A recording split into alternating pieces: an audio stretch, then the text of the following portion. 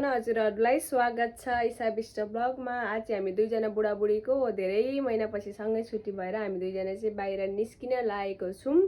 अनि अब बाहिर निस्क्यौँ, बाहिरको अवस्था कस्तो छ, हामी कहाँ जान्छौँ भनेर बाहिर निस्किसकेपछि हामी फेरि पनि भिडियो कन्टिन्यू गर्नेछौँ। हजुरहरू हेरिराख्नु होला है त गाइज। लु गाइज, हामी चाहिँ जान लाग्यौँ छिटो। बेहुलीलाई के अरे अन्माउन लागे जत्तिकै भइसक्यो यहाँ हाम्रो पनि। हेर्नु है, बेहुली अन्माउँदा पनि यस्तो हुँदैन होला।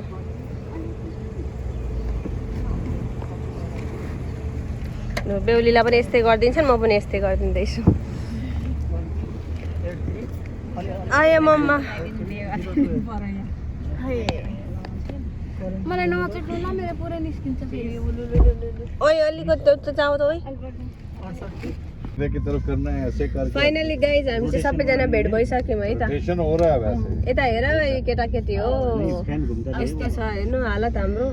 ट्याक्सीमा हामी खाँदखुँद गरेर गइरहेको छौँ। कस्तो लागिरहेछ आज बाहिर घुम्न जाँदाखेरि? कस्तो लाग्यो, पसिना आएको छ, गर्मी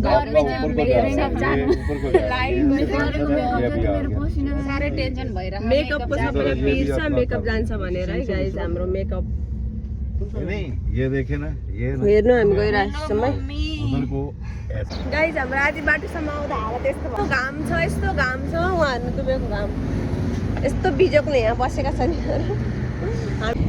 अबुधाबी मन्दिर जानको लागि कस्तो फिल भइरहेछ तँलाई बहिनी? फिलिङ चाहिँ त्यस्तै भइरहेको। तँलाई कस्तो लागिरहेछ? मलाई भमिट आउन जस्तै भइरहेको। बहिनी तिमीलाई कस्तो भइरहेको छ? मलाई रिङ्गटा लागेर टाउको दुखेको छ। सबैजनाको हालत हेर्नुभयो होला, यस्तै छ। मेरो पनि त्यस्तै छ, मलाई भमिट त भइसक्यो। अब फेरि हेरौँ के हुन्छ। मेरो 15,000 को कतिको फाउन्डेसन हारे त्यो बहिनी? मेरो 15,000 को फाउन्डेसनले डुबेको घामले सबै गयो नि। हेर त बिजोक, हेर्नै यस्तो बिजोक भयो। हेर्नै फाउन्डेसन गएर हालत तिनीहरूको। यसको पनि हेर्नै मेरो 20,000 तिर गयो। कस्तो छ गाइस? हिँड्दै हिँड्दै गल्ली गल्लीमा कतना गल्लीमा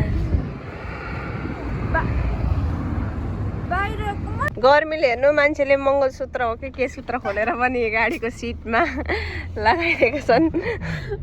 यस्तो गर्मी छ, यतिसम्म गर्मी छ दुबईमा हेर्नु है। उता गाडी चल्न नपाइकन। No thank you so much. यता हेर त, हाई भन। विशाल यता हेर्नु त। शान्तिले हाई भन न। अघि भनिसकेँ मैले। फेरि भन न, यता हेर्देऊ त। चिल्याक्स पारामा छन् मेरो बुढा। हेर्नु गाइस, सेल्फी गराउन अब हामीले नि हाय भने मन के फोटो खिचेर पठाइदिनु न यार। यस्तो हालत हेर। तिमीलाई फेरि यो ईशालाई यो कहाँ फाल्ने?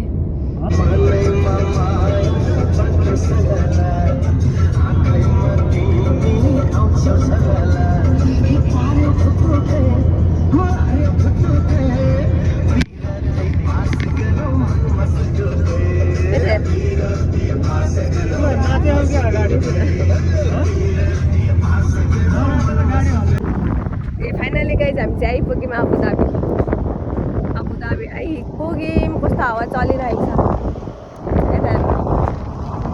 हावा चलेर कपाल उडाएर भएन। अबुधाबी मन्दिर हामी आइपुग्यौँ।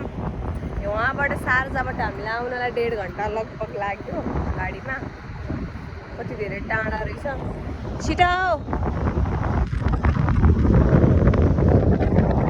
एउटा म बसिरहेको छु।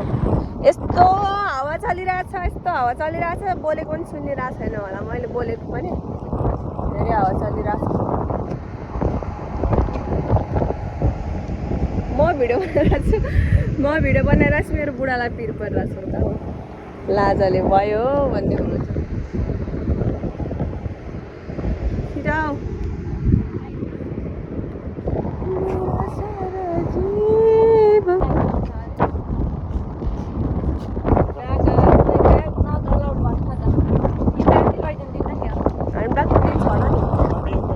नदियो भने त्यहाँ राख्ने ठाउँ पनि होला नि त नि। कपाल उडाएर कस्तो बनायो। कर्ली गरेको कपाल केही काम लागेन। फाइनली हामी चाहिँ आइपुग्यौँ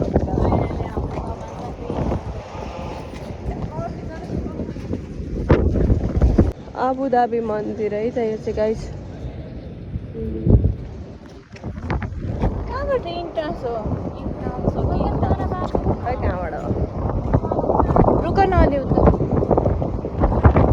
यहाँ सेक्युरिटी हुनुहुन्छ म यहाँ सेक्युरिटी लिएर छिर्नु। कस्तो धेरै हावा चलेको हावाले त लास्टै गराइदियो भाइ। बोलेको पनि सुनेको छैन होला यहाँनिर भिडियोमा। मन्दिरभित्र पनि इन्ट्री भइसक्यो।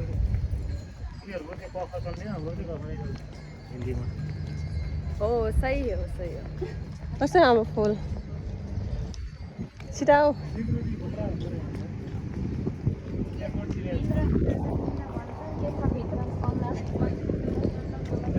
कपाल मिलाए पनि यस्तै हो क्या बहिनी।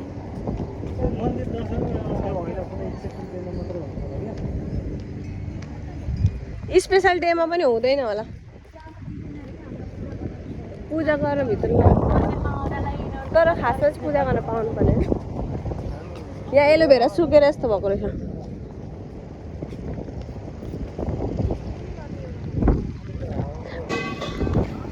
स्विमिङ पुल गर्मीमा स्विमिङ गर्न जानु भने जा है।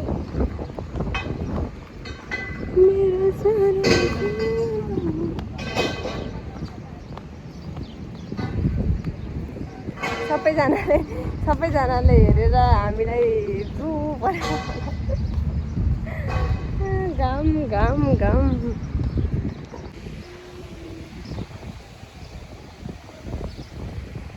छिटो।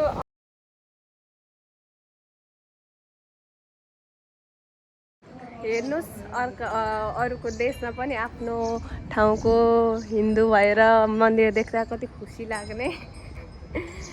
कस्तो राम्रो हामीले भिजिट गरिसक्यौँ लगभग मन्दिरमा। भित्र चाहिँ अब फोटो सुट गर्नलाई अलाउड रहेछ, फोटो भिडियो। त्यही भएर हामी चाहिँ बाहिर घुमिरहेको छौँ। दर्शन गऱ्यौँ भर्खर। यस्तो घाम छ।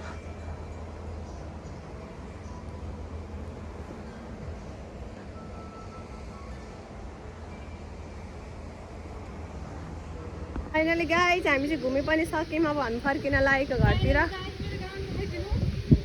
फाइनली गाइस 15,000 को फाउन्डेसन पनि राम्रै देखियो राम्रो भयो। अनि 20,000 को स्यान्डल चाहिँ बाहिर राखेको छ। खाली खुट्टै छु म।